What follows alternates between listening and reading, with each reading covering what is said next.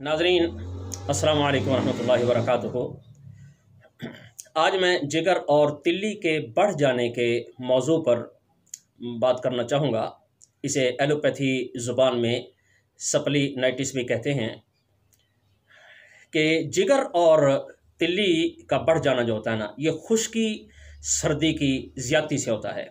ये मर्ज़ अक्सर मलेरिया बुखारों के बाद हुआ करता है।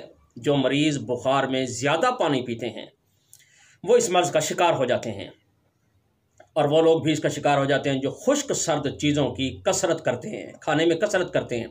मसलन खट्टी चीज़ें उन्हें बहुत ज़्यादा पसंद होती हैं और वो बहुत ज़्यादा ही खट्टी चीज़ें खा रहे होते हैं, जैसे चने, दही। इसका मुसलसल इस्तेमाल करते रहना। आजकल तो हमारा सुबह का नाश्ता यही होता है कि चने खा रहे हैं, दही खा रहे हैं और एक अंडा खा रहे हैं। तो चलो अंडे की वजह से बचाव हो जाता है, लेकिन जो लोग अकेले चने दही खा के मुसलसल करते हैं, इस तरह नहीं करना चाहिए। ये मुसलसल इनके खाने से खुश्की सर्दी पैदा हो जाती है और इससे सौदावी जो रतूबात होती है ना, ये पैदा होती हैं, सौदावी अमराज पैदा होती हैं। तो इसमें भी यही होता है कि सौदावी रतूबात का जिगर और तिल्ली में इज्तमा हो जाता है, जिसकी वजह से तिल्ली और जिगर ये दोनों फूल जाते हैं जो पेट पर हाथ लगाने से ना साफ महसूस होते हैं। सेहत की हालत में अगर आप पेट को यूँ टटोल के देखेंगे तो आपको कोई चीज़ अंदर सख्त महसूस नहीं होगी, हर चीज़ आम नॉर्मल हालत में महसूस होगी। लेकिन जब ये मर्ज़ पैदा हो जाती है, जिगर फूल जाता है, तो दाईं तरफ पसलियों के नीचे, ये पसली है ना, इसके नीचे आप यूँ हाथ लगा के देखें, आपको अंदर कोई सख्त गोला सा महसूस होगा। पता चलेगा अंदर रोड़ा है, गोला है, और वो जिगर होता है जो सूजा होता है, ये फूला हुआ होता है। तो बाईं तरफ अगर आप देखेंगे पसलियों के नीचे ही, तो वहाँ तिल्ली भी आपको फूली हुई महसूस होती है। ये नो हालत मर्ज़ के अंदर ऐसा होता है। पहले तो महसूस नहीं होता, पहले आप लगा के देखेंगे बिल्कुल महसूस नहीं होगा, और जब ये मर्ज़ पैदा हो जाती है तो वहाँ वाज़े तौर पर ये साफ़ नज़र आता है। और शदीद हालतों में तो ऐसा होता है कि पेट जिगर और तिल्ली से ना भर जाता है, फूला हुआ महसूस होता है। वो वाज़े तौर पर नज़र आता है कि पेट बड़ा हो गया है, मरीज़ सूखा और पेट बड़ा हो जाता है। इब्तदा में ये ऐसा होता है कि हाजमा इंसान का जो है ना ये ख़राब हो जाता है, और फिर आहिस्ता आहिस्ता ना आँखों के अंदर भी गदलापन आना शुरू हो जाता है, क्योंकि अंदर निज़ाम बिगड़ जाता है, वो गदलापन आना शुरू हो जाएगा और खून की इंसान के अंदर कमी वाक़ होना शुरू हो जाती है। तो ये मर्ज़ जब ज़्यादा बढ़ जाता है तो उस वक़्त पखाना भी इंसान को सफ़ेद स्याही माइल आता है, यानी होगा, लेकिन वो महसूस होगा इसके ऊपर कोई सफ़ेदी सी चढ़ी हुई या अंदर कोई सफ़ेदी सी इसके मिक्स है। जैसे ये काले रंग के अंदर हम सफ़ेद रंग मिला दें तो वो उसकी जो स्याही जो होती है ना वो हल्की पड़ जाती है। तो इसी तरह ये पखाना मरीज़ पाया करता है, और मरीज़ जो होता है ना ये लाग़िर और कमज़ोर हो जाता है, और अक्सर बुखार की कैफियत में भी ये मुब्तला रहने लगता है। चलता हुआ चाल भी उसकी बदल जाती है, वो जो अकड़ के चलता है, पेट आगे की तरफ होता है, खुद पीछे की तरफ होता है, पेट यानी बढ़ जाता है ना उसका। अच्छा, जब ये मर्ज़ पुरानी हो जाती है तो मरीज़ फिर सूख भी जाता है, पेट फिर और ज़्यादा वाज़े हो जाता है, मोटा हो जाता है।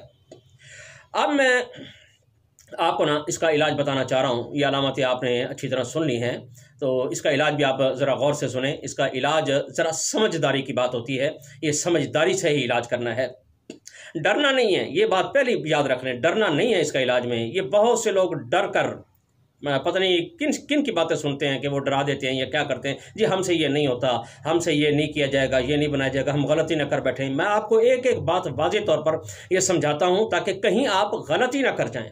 और अल्हम्दुलिल्लाह जिस तरह मैं समझा रहा हूँ मैं खुद भी इसी तरह करता हूँ। ये नहीं कि मैं कोई बात अपने पेट के अंदर रख लूँ, आपको न बताऊँ और आपके गलत इलाज कर लें, ऐसा नहीं है।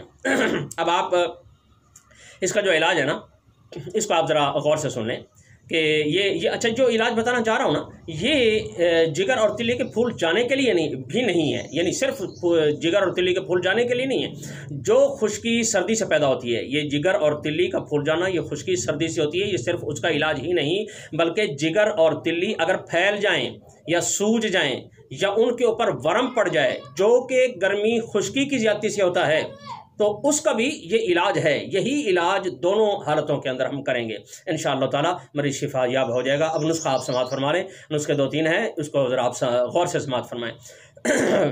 नुस्खे का पहला जुज़ है राई, सुहागा बिरियाँ, नौशादत ठीकरी और रेमंद खताई। ये 4 चीज़ें हैं। ये आपने 20-20 ग्राम लेनी है, और रेवंद असारा ये आपने 10 ग्राम लेना है। अब इनको आपने बारीक पीस लेना है। बारीक पीसने के बाद ना आपने ये जो 500 मिलीग्राम वाले कैप्सूल होते हैं ना, जिन्हें जीरो साइज कैप्सूल कहा जाता है, ये कैप्सूल आपने भर लेने हैं। इन कैप्सूलों की खुराक जो है ना, एक सुबह है और एक शाम है, पानी के साथ इस्तेमाल करना है। अब दूसरा नुस्खा ये समाप्त फरमा लें, मैग्नीशिया सल्फास, जिसे हम साल्ट भी कहते हैं, मैग्नीशिया साल्ट भी कहा जाता है, आम लोग उसे सालट भी कहते हैं। यह हमने लेना है 120 ग्राम। नौशादत ठीकरी और जौखार और कलमी शोरा, ये 3 चीज़ें हमने 10-10 ग्राम लेनी है। नौशादत ठीकरी, जौखार, कलमी शोरा। मैं इसलिए बार बार दोहरा लेता हूँ कि बाज़ लोग कहते हैं जी हमें ये नुस्खा ज़रा आहिस्ता आहिस्ता बोला करें, हमें समझ नहीं आती, तो मैं आहिस्ता आहिस्ता बोल रहा हूँ। तो ये चीज़ें आपने 10-10 ग्राम लेनी है। उसके बाद ना अर्क सौंफ, ये 3 पाव लेना है। यानी जो एक बोतल होती है ना, ये 750 मिलीग्राम की ये बोतल होती है। तो ये इसे 3 पाव कहते हैं। ये एक बोतल ले लें, ये 3 पाव एक ही चीज़ है। ये अर्क सौंफ की आपने लेनी है। अब आपने ऐसा करना है कि अर्क सौंफ को आपने गर्म करना है। गर्म इसलिए करना है कि गर्म सौंफ ये पानी के अंदर या अर्क के अंदर ये चीज़ें ज़रा जल्दी हल हो जाती हैं। अगर ठंडे पानी में डाल लेंगे या ताज़े पानी में डालेंगे ज़रा देर लग जाएगी। तो आप गर्म कर लें, हर्ज कोई नहीं है इसके अंदर। आप इनको ये गर्म करेंगे। गर्म करने के बाद ये जो चीज़ें हैं ना, ये मैग्नीशिया सल्फास और नौशादत ठीकरी, जौखार, कलमी शोरा, इनको आपने कूट लेना है बारीक करके ना, किसी प्लास्टिक वाले बर्तन के अंदर डाल लेना है, और ये गरम ये अर्क होता है ना, उसके अंदर आप डाल लेंगे। ये पानी में भी बन जाता है, लेकिन सौंफ के अंदर इसे बनाएं, इस मर्ज के लिए सौंफ के अंदर बनाएं, और सौंफ के अंदर ये बहुत बेहतरीन बन जाता है। तो जब ये हल हो जाएगा तो कपड़े से छान के आप उसी बोतल के अंदर इसे भर लेंगे। थोड़ा सा बच जाएगा, तो ये बच जाता है क्योंकि दवाएं डलने से ना ये ज़रा हजम इसका ज़्यादा हो जाता है, तो वो किसी दूसरे शीशे के अंदर डाल लें। तो अब आपने ऐसा करना है कि इसका खुराक जो है ना, 1 चम्मच से लेकर ना ये 3 चम्मच तक, जो बड़े चम्मच होते हैं ना, ये चावल वाले जिन्हें कहा जाता है, ये सुबह, दोपहर, शाम, ये दिन में 3 मरतबा आपने पीना है। ये 2 नुस्खे आपको मैंने बता दिए हैं। अब मैं ना मज़ीद आगे नुस्खा बताने से पहले आपको मैं ज़रा समझाना चाहता हूँ इन नुस्खे के मुतालिक। वो मेरी गुजारिश आप सुन लें कि ये दोनों नुस्खे ना कब्ज़ कुशाई भी करते हैं, अंदर वरम भी उतारते हैं, अंदर का निज़ाम भी ये दुरुस्त करते हैं, लेकिन कब्ज़ कुशाई भी करते हैं। इसलिए मैं इनकी जो मिक़दार खुराक बताई है ना, वो एहतियाती तौर पर मैंने बताई है कि इतनी इतनी आपने खुराक लेनी है। अगर इसके खाने से अगर किसी आदमी को मोशन शुरू हो जाए तो इसकी खुराक कम कर देनी है। यानी कैप्सूल है 2, एक सुबह एक शाम खा रहे हैं तो कैप्सूल को 1 मरतबा कर लें। ये 3 मरतबा पी रहे हैं, इसे 2 मरतबा कर लें, अपनी मर्ज़ी के मुताबिक। मतलब ये है, मकसूद ये है कि दिन में 2 मरतबा 3 मरतबा पखाने तो आ जाएँ, लेकिन मोशन न लगने पाए, यानी कमज़ोरी ना होने पाए। तो बस इतनी खुराक इसको आपने देना है। ये कम करें ज़्यादा करें, मोशन आना, ये पखाने का नरम होकर दिन में 2-3 मरतबा आना, ये ज़रूरी होता है। तो अब आपने ये जो खुराक है ना, बस इसके मुताबिक आपने इसको इस्तेमाल करना है। अगर पखाना सख्त हो तो ज़रा ज़्यादा कर दें, यानी इसका मतलब ये नहीं है कि इसके खाने से ही पखाने लग जाएंगे। बाज़ आदमी को इससे ज़्यादा खुराक की भी ज़रूरत पड़ती है।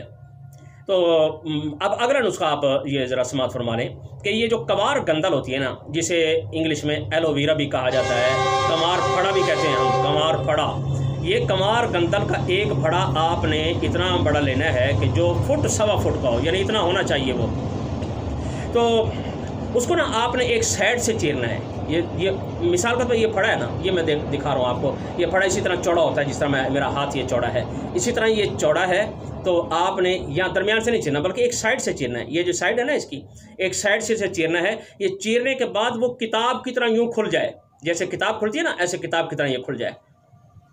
तो इसे आपने इसी तरह खोल लेना है। खोलने के बाद अब आपने नौशादत ठीकरी 10 ग्राम ये आपने पहले पीस के रख लेनी है, बारीक पीस लेनी है। और ये जो खुला हुआ है इसके अंदरूनी तरफ ना आपने ये छिड़क देना है, इधर भी छिड़क दें और इधर भी, दोनों तरफ आपने ये छिड़क देना है। छिड़क करने के बाद अब इसको आपने जो बंद कर देना है। बंद करने के बाद इसके ऊपर आपने धागा लपेट लेना है। धागा लपेट कर इसे आपने किसी जगह लटका देना है। नीचे एक चीनी का या प्लास्टिक का आपने बर्तन रख देना है, प्याला रख देना है। तो अब इसमें से ना कतरा कतरा ये लेसदार कतरा मवाद गिरना शुरू हो जाएगा। तो जब तक ये गिर रहा है उस वक्त तक इसे गिरने दें। जब ये गिरना बंद हो जाए तो अब आपने ये जो नीचे पानी निकला हुआ है ना, इस पानी को आपने संभाल कर रख लेना है। اس کے متعلق بھی ایک بات سن لیں کہ بعض اوقات یہ مواد جو نکلتا ہے نا، یہ ہوتا تو سیال ہے، بہنے والا ہوتا ہے، لیکن بعد میں یہ جم بھی جاتا ہے۔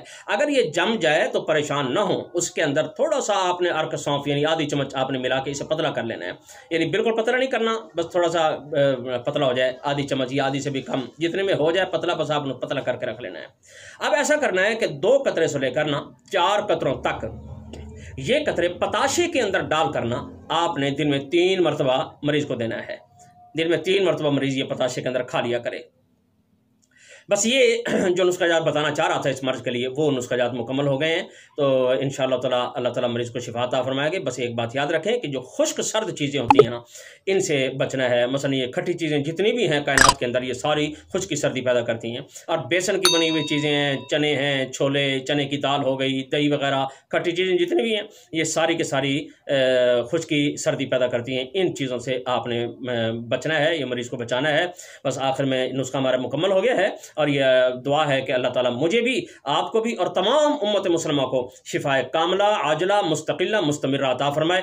آخر دعوانا الحمدللہ رب العالمین۔ السلام علیکم ورحمۃ اللہ وبرکاتہ۔